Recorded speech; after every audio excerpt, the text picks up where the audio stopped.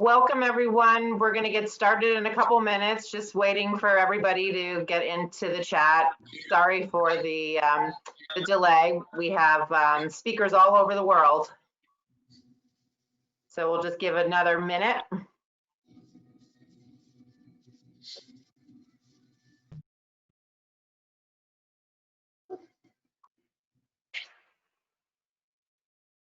All right. Well, hello, everyone. Thanks for joining us today. My name is Elizabeth Blau. I am the founder and CEO of Blau & Associates. The International Luxury Hotel Association has created a webinar series hosted by the Northeast chapter where luxury hoteliers nationwide share how they are preparing for a post-COVID-19 future by looking at opportunities for reinvention, changes in consumer behavior, and profitable recovery strategies. I'd like to welcome you to our fourth in the series, The Future of Food and Beverage.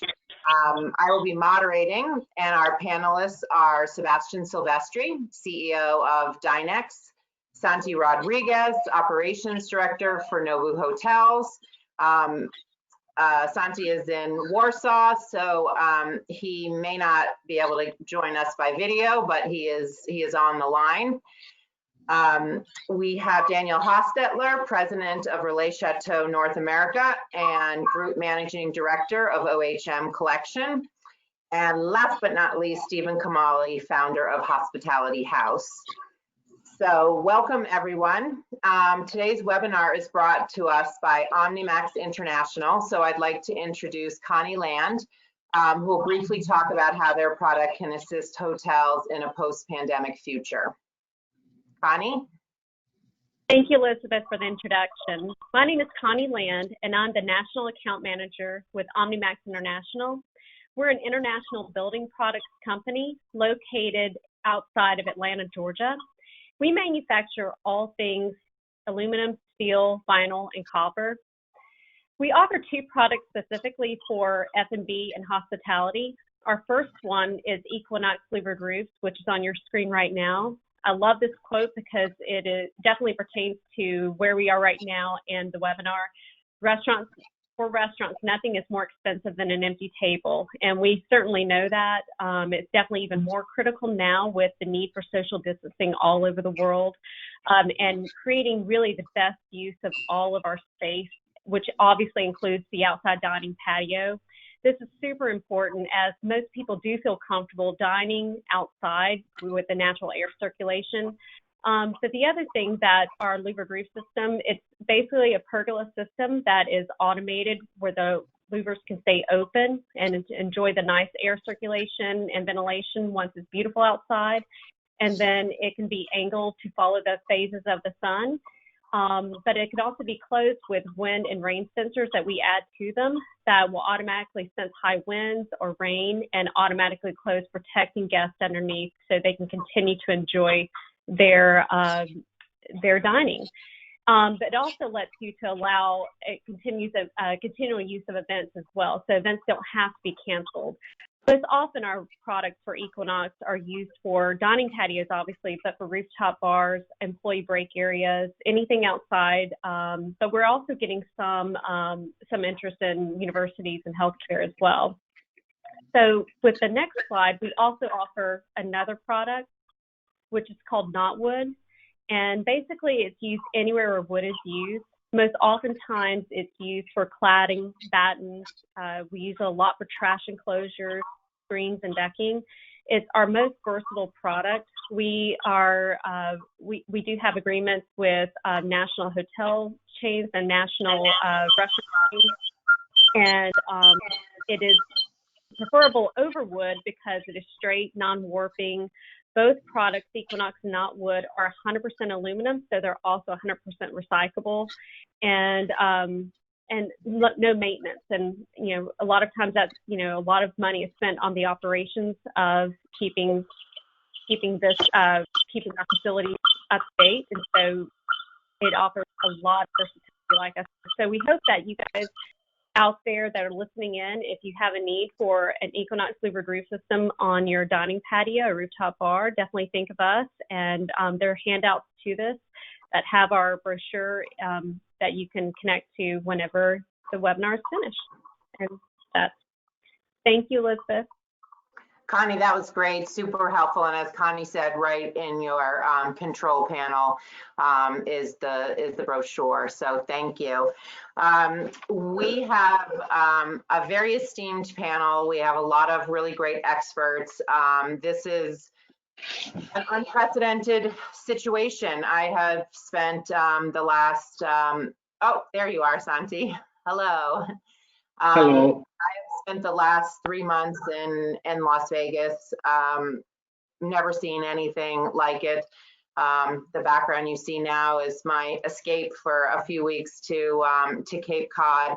But these are trying times, and people are quoting as many as 85% of restaurants, of independent restaurants, may not survive. What the hotel, food and beverage landscape is completely unknown. So, you know, we hope to take the next 45 minutes and answer some of the most pressing questions. And thank you all for submitting some really great questions. So without further ado, I'm going to address this to each of you.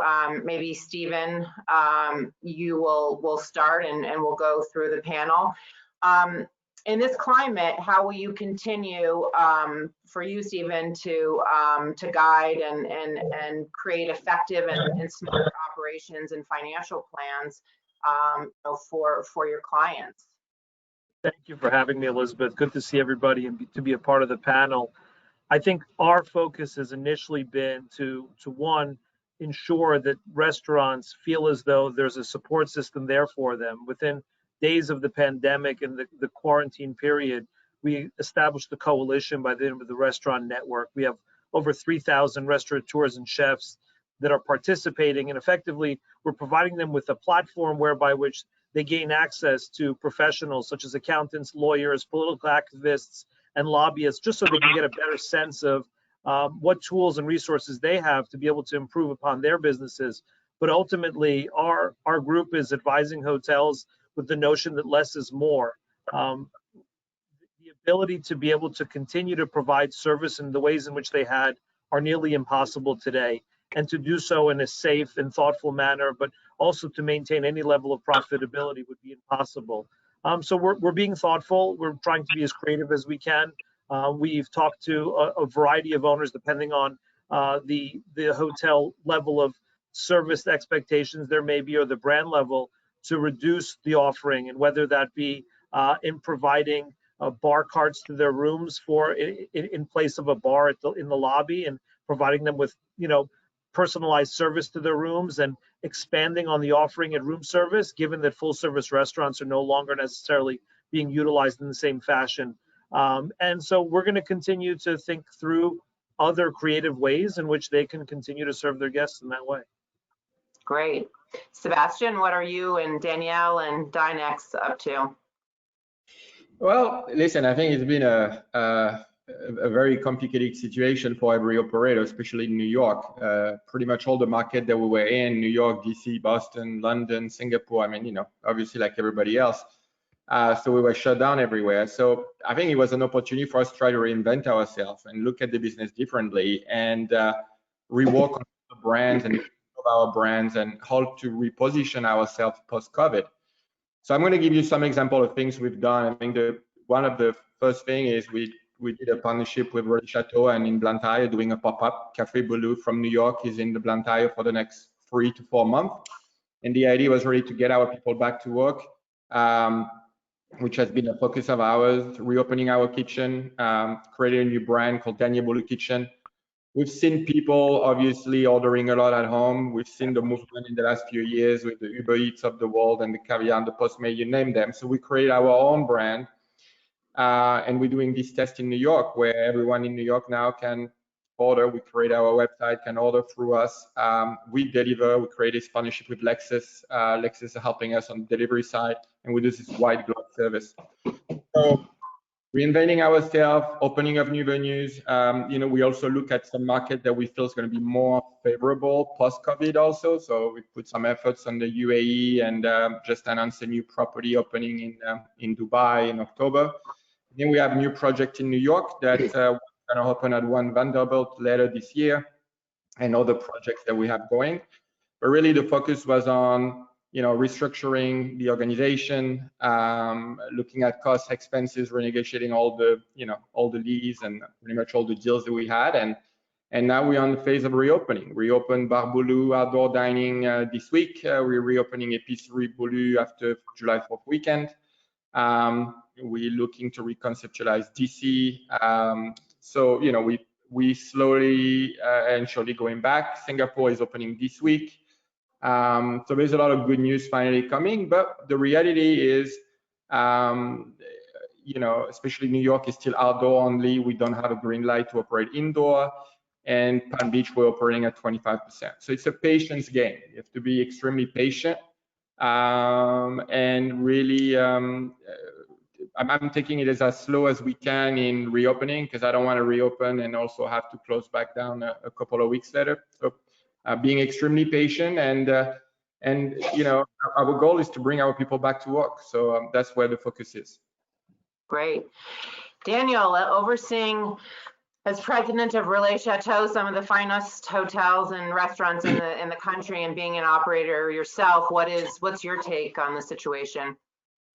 Well, I think that at Relais and Chateau, we hope that we are at a level that cleanliness is sort of a given in the restaurants and the hotels. And so we are really trying to focus the properties on creating experiences and letting our guests know that it is going to be different, but it isn't going to be less. I personally take a global sort of the next year and a half approach. I caution people not to cut too much to the service levels and dumb down the service, because I think that's going to have a longer lasting effect on our businesses than to bite the bullet and try and deliver the best experience possible in this short term, because it's going to have a knock-on effect into 2021.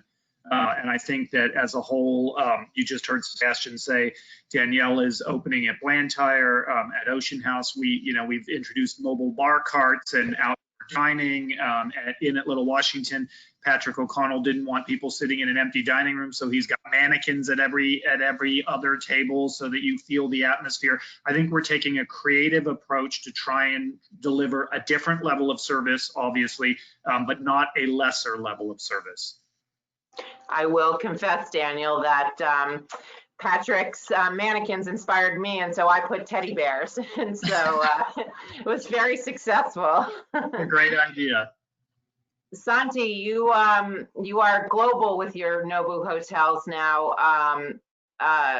Obviously, sushi, a lot of raw foods. I mean, you have to be in the center of this, kind of whole mix. What is your take, and what are you doing? Well, the first taken is we are changing the mentality of, we're trying to take the opportunity to change the mentality, focus on thinking more with the head and the heart. So it depends on the market. Before we reopen, we make sure that we can afford the loss, or we make sure that at least we're gonna break even. Yeah, I mean, we done in New York, we did pretty good with the takeout menus, same in Malibu, and then in the European market, we have different situations. It depends on the country.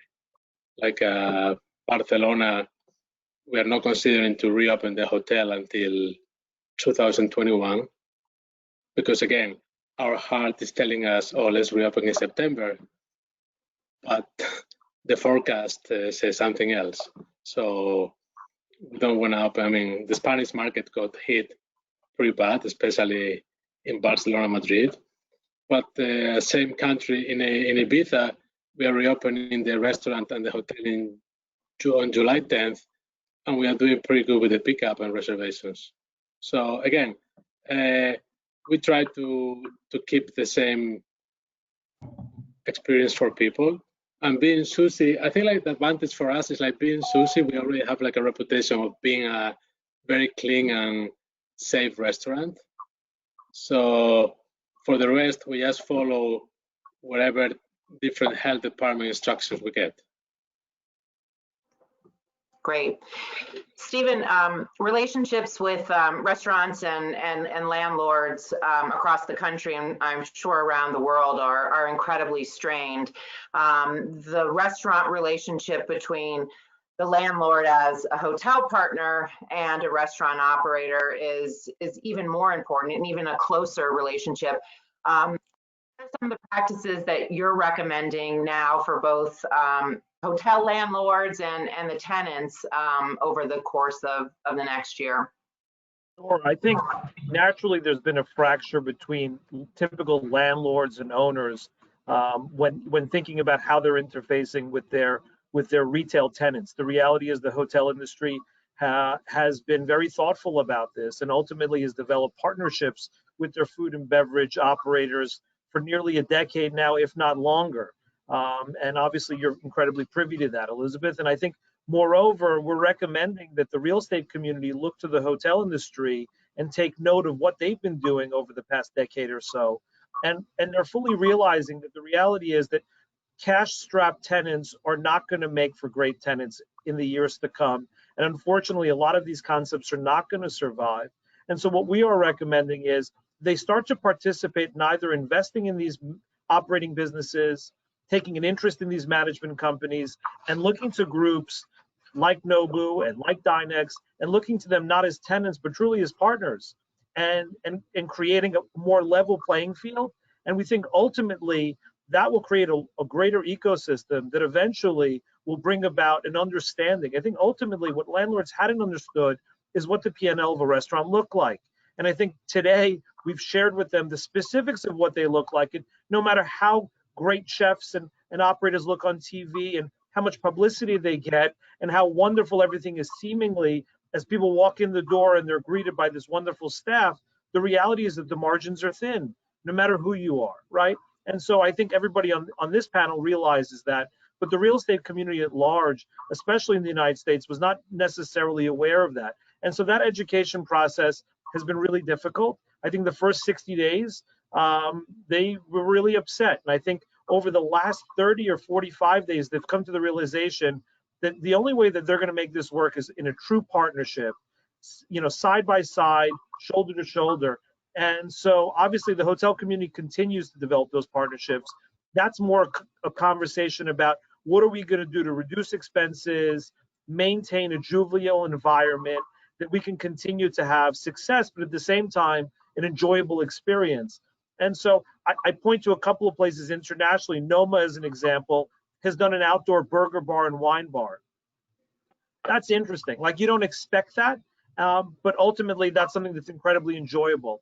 Alinea is doing a 6-course tasting menu that's effectively $50. So that connectivity, I think, is important. I'm using those standalone opportunities, but we're encouraging hotel companies to be looking to those types of interesting and unique partnerships.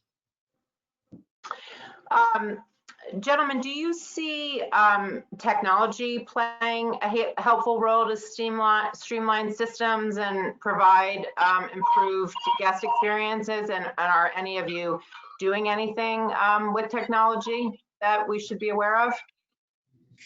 Sebastian? Yeah, I'm happy to touch on that. Yeah, obviously, look, I think to echo what Steve was saying on the margin and all that, I think labor, especially in New York or in a lot of area, is a all-time high, right? And the margin, like we said, are extremely low. So there's definitely a need to make an investment in technology. And, so for example, some things that we're looking is for on the accounting side, right? I think there is some new technology that allow us to be even more efficient from the receiving, inventory, accounting, bookkeeping, reporting, P&L, and all of that. We used to operate a certain way. We have to make changes and really look at all the corporate overhead and look at, we don't want to sacrifice the experience, which is the food, the service, the ambience, the decor, and all of that. We don't want to touch that. But there is definitely a need to invest in technology. Look, today, I think in most of the restaurants in the United States, you want to order, it's through a QR code, right? And I think that's the new normal. So I think that there is no choice at every single levels to invest in the technology to try to get those margins to where they used to be a while ago. Santi, did you have something to add? Yeah, I mean, it was related with what Steve Kamali said about the rents, and I have to say that we have to blame Elizabeth Blau for the high rents, because she's the one who created the chef like a rock star. So now landlords think like you make the money of an NBA player, right? So as Steven said very well, yeah, you may sell $1 million a month, but then you start paying the chef, the royalties. So it's getting hard with the landlord for sure. Like the restaurant rents, they used to be no more than 6% of your revenue. Now they can go up to 15% of your revenue. Thank you. Without a doubt, I think that you know, our survival in this industry is going to be in a large part, that's a huge fixed expense. And so landlords can choose to be partners, or there's going to be a lot of vacant hotel restaurants, mall restaurants, and independent restaurants across America. Daniel, on another topic, especially coming from Las Vegas, do you see convention, corporate, private event business returning? And is there a different approach, marketing, execution? This has to be something that you're thinking about with Chateau? I think that I definitely see it coming back, but clearly I think we all know it's going to be regional. I think that it's going to be a long time before people are comfortable flying. I think it's going to be smaller groups looking for more creative experiences. We're already looking, some of the things that I know some of our properties are looking at is how do you modify the buffet into, you know, which is your corporate group food and beverage event. How do we do that into family style platter menus? How do we do that into, you know, I just saw a new series of China that has sort of plexiglass lids over each of these sort of great little shapes, so it becomes grab and go. I think that is the foreseeable future for us. I think it will come back because people have to have corporate meetings, but I think the large conventions are probably a long way off for a while. Sebastian, you know, your company really defines fine dining and service experience. It's so much a part. One of our viewers said, is this a time to redefine hospitality? I mean, what's going to happen? I mean, I don't want somebody folding my napkin. You're going to have to get rid of all these French kisses on, you know, on both sides. I mean, how is this going to look and still, you know, feel the same? I think on the short term, we definitely have to adjust, and that's what we're doing. That's the approach that we're doing. I can give you another example that is not yet public, but we're working in reopening Daniel late summer, as soon as we're allowed to do so. And but we're gonna reopen it with a pop-up. We're not gonna reopen it as Restaurant Daniel. And we're partnering with some of the most amazing luxury brand out there and creating this unexpected reopening of Daniel this summer with a very affordable experience. And the idea is we want to bring people back to the restaurants, but I think we're going to ease at first the reopening on everyone. I think that's one thing. And two is, like you said, we are adjusting to the new normal, where obviously now you go to Barbaloo, you're seeing outside, the servers are wearing gloves and masks and shield, and there's a lot of precaution that is being done. And like you said, we are not unfolding the napkins on the customers. We are, you know, the step of service have changed and evolved. But ultimately and hopefully, this is, I hope, just a matter of time. I think the future of fine dining is still really there. It might be 6 months, maybe a year, maybe a year and a half, but I think we'll come back. People love eating more than, especially I've been in the US for 17 or 18 years, and I've seen the evolution of dining in the United States in 18 years, where I think the American consumer is more into food, more knowledgeable to food, more crazy about the experience. So I don't think that this is going to change. I think it's a pause. And I think we will continue, whatever we're doing with Danielle, we'll continue doing amazing food and amazing service, but we're going to definitely adjust to the new reality. And the new reality might be a bit more casual, a bit more approachable. But I know Danielle will still seek for the best ingredients and retain the best talent to execute, and that changing. So this is a question for whoever would like to answer, but how do we stay profitable at 50%? And some cities aren't even at 50%. And to your point, Sebastian, last week restaurants were going to be able to open indoor dining in New York. Now the latest is it's to be determined, without any kind of end date. How are any of you sustaining this? I don't know who want to take that question. I would just, I would say. That's the last question, Elizabeth. Even to go back to what I was saying when I told you earlier, we're going to have to be patient. Obviously, we need to reopen slowly with a limited amount of people, with different terms, with a different offering, and really watch the demands and really look at the business day by day. It's going to be very, very hard, obviously, for the industry to be profitable at 25 or 50%. It's impossible to be profitable at 25, 50%. But we're going to have to really limit our risky exposure, and then it's really it's things we control and things we don't control, so going back slowly, I think, is the safest way to go back in business. I think ultimately, to chime in, Elizabeth, the suppression of sales by 25 to 50% is not something that a restaurant can sustain. I think we're all clear on that. I think obviously pivoting and identifying new channels for revenue are going to be the only way that ultimately the restaurant industry is able to come back. And whether that be prepared meal kits, whether that be creating a catering option that with some regularity that you're providing for at homes, private chef programs, delivery, and I know that's often a bad word, especially in the notion of fine dining, et cetera. But we've seen great operators deliver really well in that set. And I think ultimately, the restaurant industry is ultimately going to have to accept the fact that there's going to have to be new channels that they're going to have to be able to chime in on and be able to focus on. I think cloud kitchens are something that we're looking at very, very closely. There's obviously a variety of ways to look at it. I think Sebastian can speak to what they're doing in that space. But again, I think there's going to be a whole new segment of the industry that's going to focus the same way we work in Regis and the cooperative workspace did. And we think that cloud kitchens is really the arbitrage of that real estate is something that you're going to find. A lot of small operators that don't necessarily have the wherewithal to open new restaurants are going to find themselves housed within cloud kitchens, where they could then utilize less of their staff, but the same recipes and the same menus, and hopefully create less in revenue, but hopefully a higher level of profitability.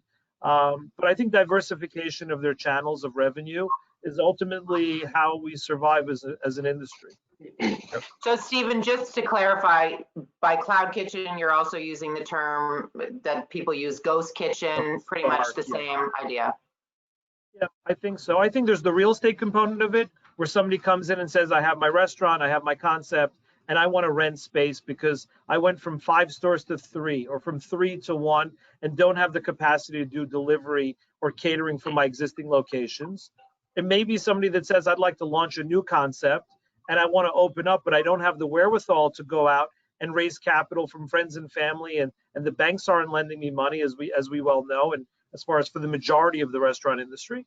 And I think that the notion of licensing existing brands to these ghost kitchen operators, I also believe is going to be a great way for folks to be able to, one, be able to have exposure across the globe while not making an investment and making some money.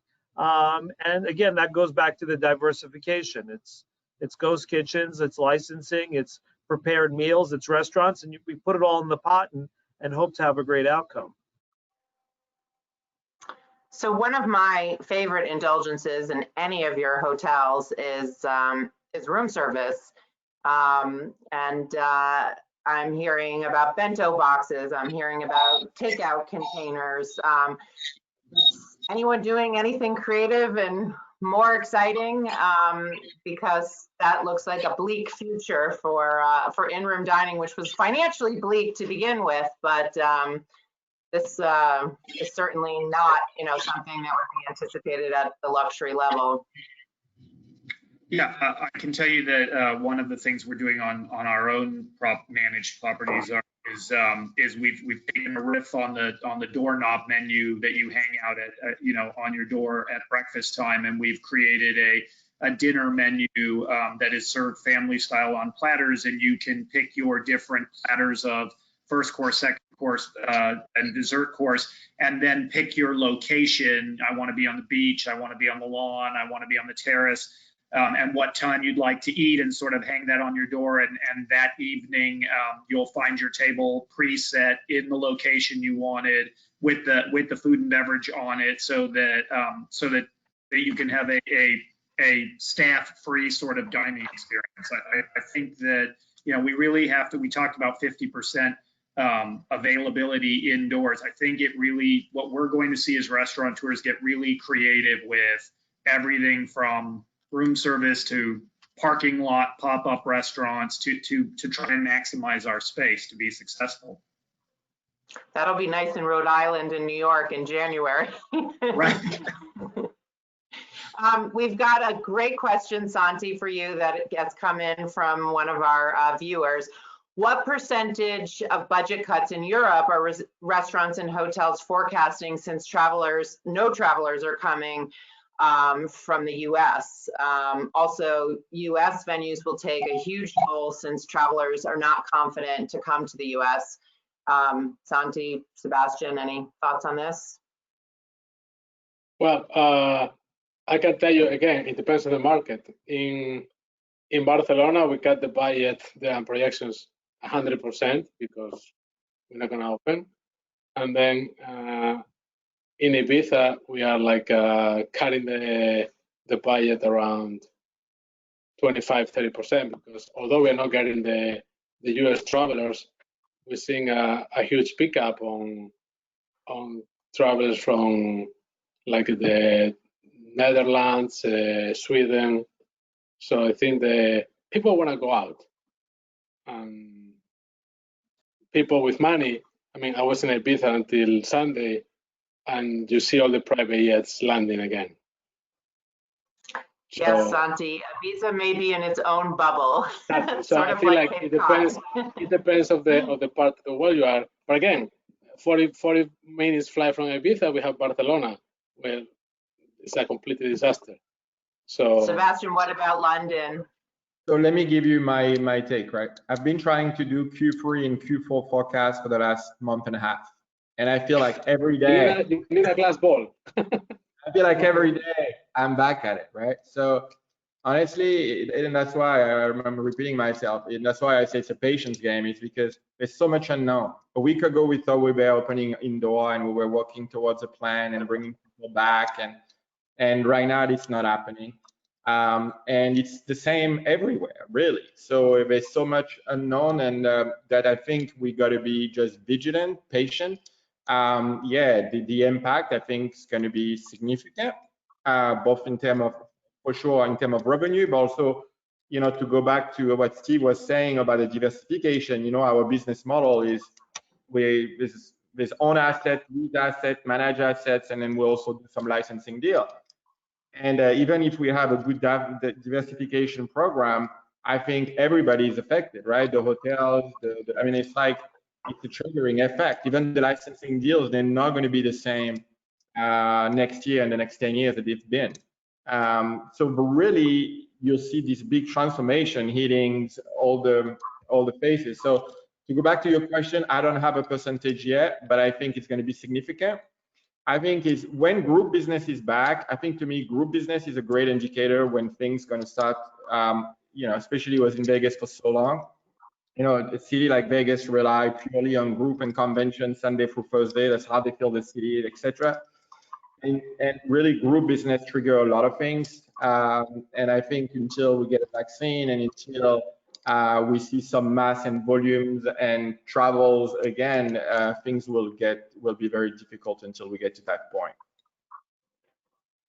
Daniel, are you hearing from your colleagues at Relais Chateau International? Yeah, I think the same thing that everyone else is saying. Europe is obviously hard hit, and our colleagues in North America, I would say don't give up on fine dining too quickly. You know, I can tell you our own fine dining restaurant is sold out. We opened last week and it's been sold out every night. And I know that in at Little Washington, same thing. I do think that there is pent up demand. It's going to be it's going to take longer in some areas than others, but people, to Sebastian's point, will want to go out and have a fine dining experience again, maybe even more than they did before. I think they have a new appreciation, a lot of people, for food because they've had to be stuck at home cooking their own food for a long time. So, gentlemen, oftentimes in economic crisis, the first things to be cut in an operations budget are marketing, PR, social media. What is your combined philosophies here on marketing, and where is your focus at this point? Put double the money. I think like that's the biggest mistake when it comes to, oh, let's cut. I had a conference call a couple of days ago with one of our, I won't say what country, one of our local partners, and his CFO said, I don't believe in marketing. So I got an argument with him. I said, listen, you can say, I don't believe in Jesus, but you cannot say, I don't believe in marketing. So it's like, it's better Good to know where you you stand, Santi. I'm with you. Yeah, I mean, at the end of the day, that's how the world turns around, right? And people need to understand that everything is marketing, from your chef, from your service, from your, so, I mean, we're not investing double because we don't have double, but we're trying to not to make cuts in that department. Stephen, what are you seeing? What's interesting is I think the value of brands is greater today than it ever was before. I think folks need to double down on developing relationships with their consumer base, more so today than ever before. I can appreciate the need to want to be able to cut expenses. I mean, we all do generally across the board, whether you're a service provider, hotel owner, operator, restaurateur, chef, etc. But I think ultimately that's where the connection to the consumer is. And we have three great examples on this call of folks that have connected with their consumer base through the integrity of their brands. And I think you want to continue to be able to share that. And I think for brands that are now looking to start, that's exactly where I'd want to begin. You know, tell my story, let the world know about where I'm getting my ingredients, how the food is made, how it's prepared, how it's going to be delivered, and what that experience is going to look like. So I would think the exact opposite, candidly. I would do everything I can to ensure that I'm being able to deliver that message in the most thoughtful and special way that I can, that was unique to the way that my business was. And so that'd be my perspective. Daniel? Totally agree. I mean, I know we have to control expenses, but I think marketing is the last expense that you cut in this era. You want to be communicating with your guests, your loyal guests, over and over again. They're the ones who are going to bring more guests to you, and you want to be on brand and on message. You know, things like Patrick and his mannequins would never work at my property, but it's on message for him. Danielle delivering, you know, fine dining via Lexus is so on brand and on message for him. I think that we have to be out there communicating, and this is a wonderful opportunity. People have the time on their hands to do the research and get to see, you know, where they may be going, not tomorrow, but in 6 months or 12 months, and we have to be ahead of that and in front of them.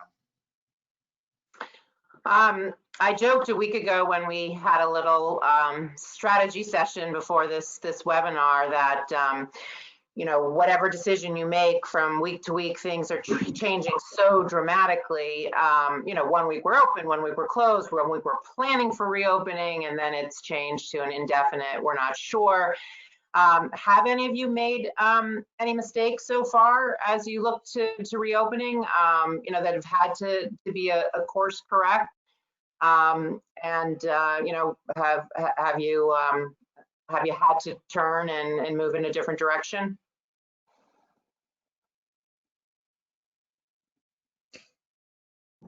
Nobody makes mistakes. No one wants to take that question, Elizabeth. Perfect group. No one Okay, wants to take it. I You've all made a done a mistake. great job.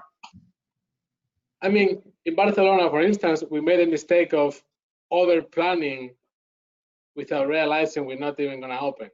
So it's like, you know, first of all, it's like you're spending all this time and all this money doing all these protocols and SOPs and all that. And at the end, it's not really up to us when you're going to reopen or how the protocols they have to be. So I think like on my case, impatience was the mistake. Or let me do the protocol, the safety protocol before the health department tells me how to do it. Me, I can tell you one thing, right? Is I wish I would have started our brand, Daniel Bulu Kitchen, a year ago when I started with Danielle, because I started in the middle of the pandemic. But I think if we could have started it a year ago when I just started, it would have definitely be better. But I think we're all learning every day right now. It's been, I think we have learned to work differently. I think, yes, I think everyone has been making mistakes. I think it's inevitable. But I think we've learned so much as organization, as to operators, and as to you know, just even working like we do now. It's I spend most of my day in Zoom, like most of you, and so I think we've learned a lot to operate efficiently differently, and hopefully we don't make too many mistakes. Stephen, you have to have a client that made a big one and can remain nameless. I would tell you that I think like everything we do seems to just be a mistake 48 hours when you look 48 hours forward. And I think ultimately what I'm coming to find is how people react to their mistakes is ultimately the folks that seem to be striving and doing the best. I can only speak for myself. It's hard to say for my clients, but I think ultimately I felt as though I needed to make decisions rather quickly, and I needed to pivot as much as I possibly could. And we shared that and conveyed that to our client base.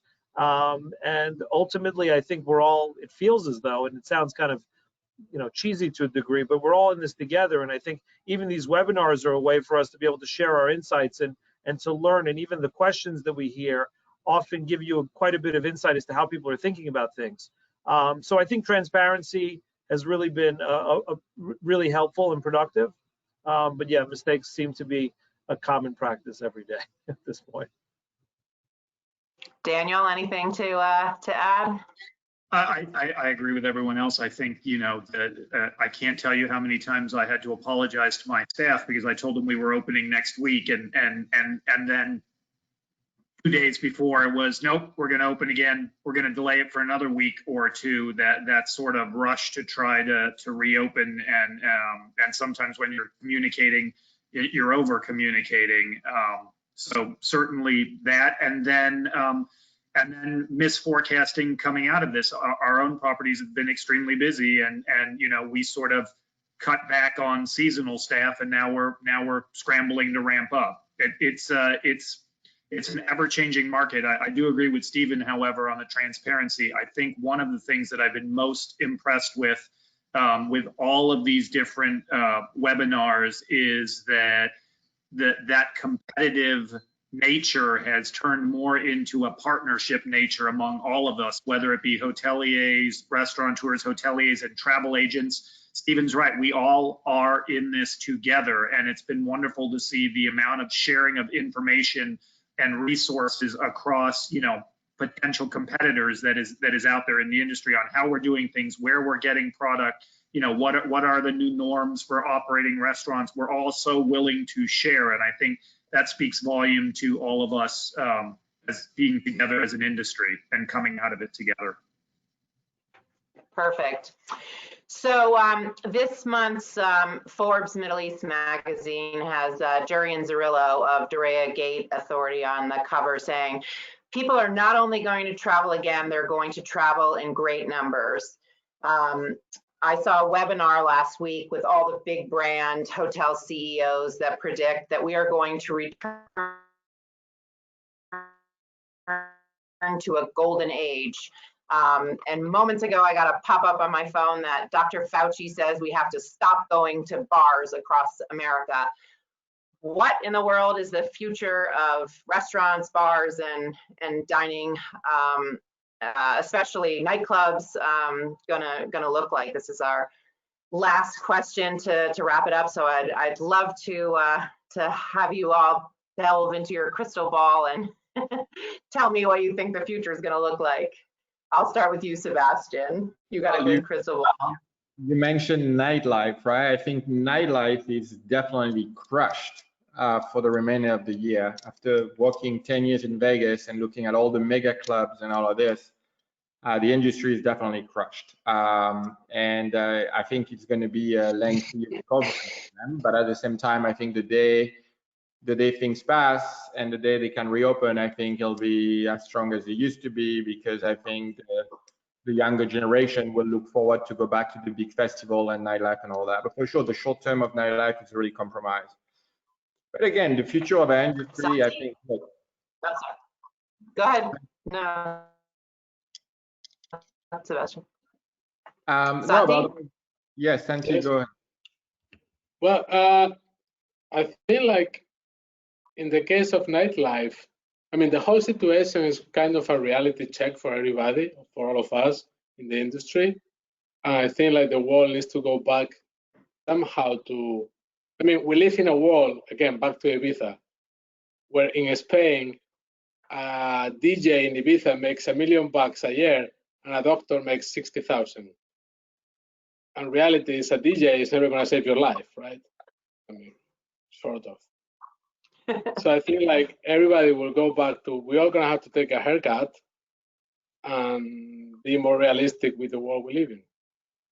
And I hope, I mean, we're not going to come back. When people say we're going to come back out of this stronger, no, we're going to come back out of this broke, but we'll make it back to the top. And hopefully we'll come back out of this smarter. And once they find the vaccine and the shot for the disease, things will go back to normal, and people, all of us, we're going to be more careful where we place our money. Daniel? I agree with my colleagues, and I think that nightlife, cruising, air, you know, those are all long way off. And I think, quite frankly, that those of us operating independent properties also have a leg up. I think that the big box operators are going to take longer than the small independent operators, because I think people are, when they do go out, they are looking for those authentic experiences that are on brand, that have a sense of place. And I think that those of us operating independent properties have a bit of an edge over the big boxes. Stephen? I think the world kind of is divided between the pre and post-vaccine world. And when I think about the pre-vaccine world, cruise ships, nightlife to a large extent, indoor dining in a variety of regions globally, those will naturally be depressed, right? And I think in a post-vaccine world, I do think that there is a renewed energy surrounding folks wanting to travel, wanting to spend dollars on dining and entertainment. But I also believe that they're going to be far more thoughtful and careful with those dollars. So I don't know that it's going to be a renaissance, if you will. But I do think that people are going to be a lot more thoughtful and careful with the money that they spend and the time that they spend. I think a lot of resorts, urban resorts and hotels are going to benefit from folks that are going to be driving, right? LA to Las Vegas. You know, you think about New York to whether it be Cape Cod or whether it be Rhode Island or Nantucket or the Hamptons, those markets will benefit. Obviously, there's, you know, Dana Point, California, there's Arizona. I think there's going to be a lot of opportunities, especially Texas, Tennessee, where folks are going to get in their cars, they're going to drive 3-4 hours, and they're going to have a wonderful vacation, and they'll enjoy that. Air travel, I think that's part of the post-vaccine world. And in the pre-vaccine world, I continue to see driving trips, and that's okay too, because I think that'll that'll give people an opportunity to try to something that they maybe had not considered in the past. Well, thank you all. This has been amazing and very insightful.